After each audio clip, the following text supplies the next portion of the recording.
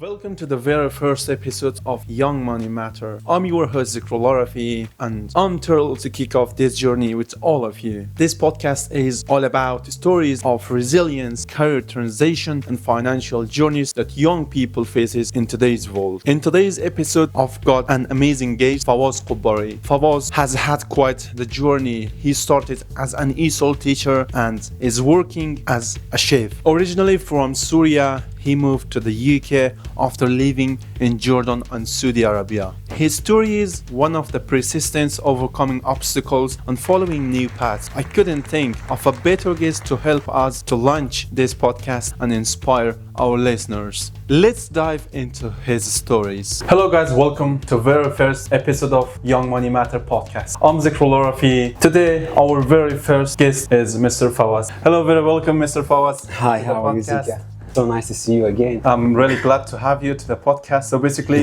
I've got a couple of questions right here about your story from back your home country till now you're living in the UK. Let's talk about it. How did you start to become an ESOL teacher? Okay, first of all, I graduated in 2011 back in my home country, Syria. I did English literature. And my graduation was exactly when the war broke out in Syria. I started teaching, giving private lessons, and then the situation in Syria got worse and worse, so I decided to leave. So first of all, I traveled to Jordan, stayed there for 6 months at my brother's house, and then went to Saudi Arabia, where my dad lived. I spent there 8 years. I worked in totally different field. Not 8 years? Yeah, 8 years I worked in Saudi Arabia? In Saudi Arabia, yeah. Not in teaching.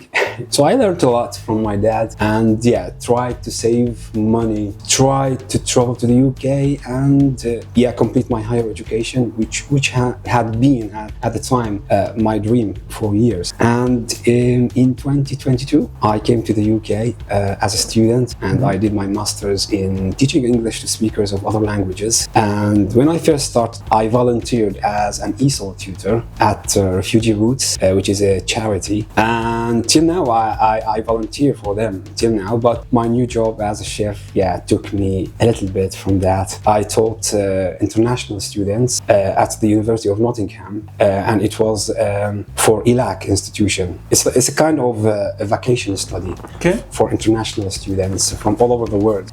So the students were from Italy, Spain, Japan, China, Greece. It was a short job, but it added a lot to my experience as a teacher. I didn't expect it like this, because you've traveled from your country to Jordan. After that, you've been living for 8 years in Saudi Arabia, and after that, you've traveled to United Kingdom. So how long that took for you to come from there to here, and which year was that? As I told you, I graduated in 2011, and my dream was to come to the UK and complete my higher education here. And this dream kept with me till 2022, September. And that was maybe the right time for me to, so you can say 10 years till I achieved my dream. But I never gave up, so yeah. So basically, you've been living for 8 years in Saudi Arabia. Yeah. So which year you left Saudi Arabia to come to UK? I started my journey in 2021. I started to correspond with some universities, and I got an acceptance from Nottingham Trent University. There were a lot of steps that I need to take, like money and a lot of things. So I borrowed a lot of money from my friends, my family. After 6 months, I did all the requirements. I came to the UK exactly on the 16th of September 2022. And now it's 2024. It's just 2 years. Yeah, 2 years. I've been in the UK for 2 years now. Not really 2 years, because today is 12. 16. Just 40 left. Okay. What made you want to become an ESOL teacher? Because I lived in a country where English is not the spoken language. I have been very passionate about the language, so the only way to keep myself exposed to the language is to become a teacher. Actually, that's really nice, because you know what I've done and what you have done. to become a teacher, to become much more better with English, yeah? Yeah, that was I'll start my YouTube channel motivation. and I'll start my podcast to become better with English.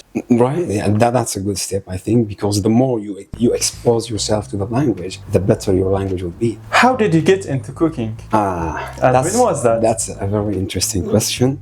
Actually, my mom is a good cook.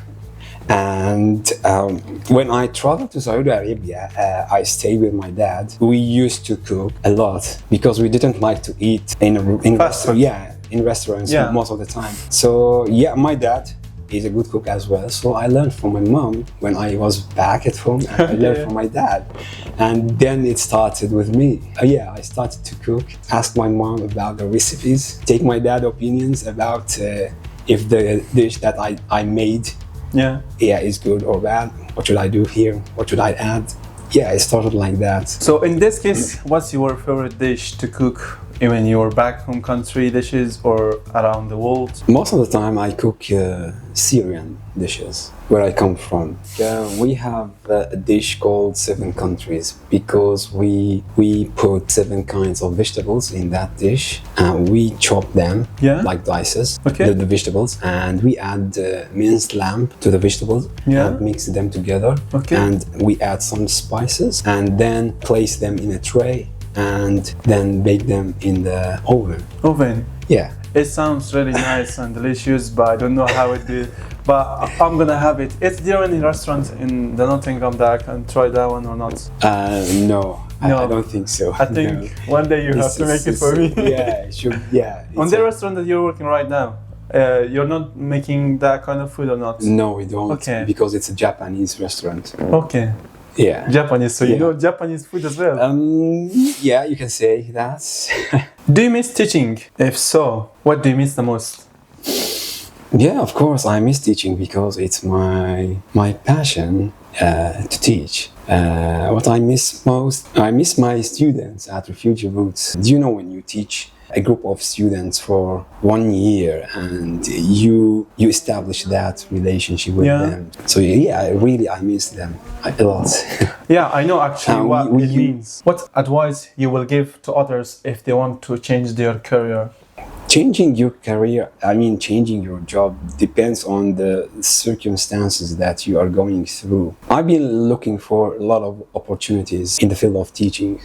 I got one, but it was like a short one. It was like for 1 month. I'm still applying for jobs related to teaching. At that point, what should I do? Should I stay at home and do nothing? I can't.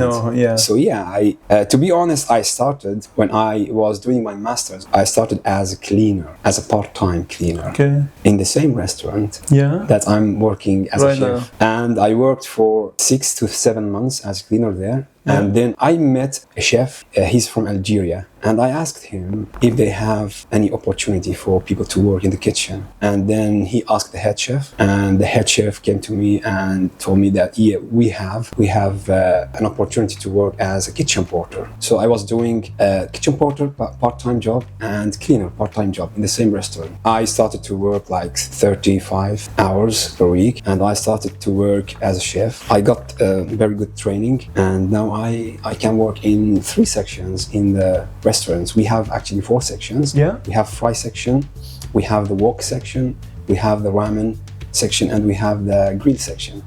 It helped me a lot to overcome a lot of difficulties I faced at that time because I really needed money. What's the most and the very good lesson that you've learned from these kind of jobs? From teaching, I learned to be patient. Yeah, patient absolutely is the best thing to do, because if not, you will just destroy yourself of stress and anxiety. What is the best advice from you to students? Okay, so when you want to learn something, it's like a dream for you, right? So it's like my dream is to become fluent in English, right? Here is my dream. I want to reach that dream. So I once heard a famous actor, American actor, his name is Denzel Washington. I don't know if you heard about him. He said that dreams without goals are just dreams. And on the road to achieving your dream, you must apply discipline. So you have to be disciplined and not like learn English for 2-3 days and then, okay, that's enough. But most importantly, consistency. There should be consistency. On the road to achieving your dream, you must apply discipline, but most importantly, consistency, because Without commitment, you will never start. But without consistency, you will never finish. You will never reach your dream. Thank you so much for tuning into our first ever episode of Young Money Matter. It was an honor to have Fawaz Qobari as our guest, sharing his incredible journey from teaching to cooking and all the lessons he have learned along the way. If you enjoyed this episode, don't forget to subscribe and leave a review in the comment section to help us to grow faster. We will be back with more stories, insights, and more conversation that really matter to young people like you. Until next time, remember, no matter where life takes you, resilience and patience can guide you through. See you soon.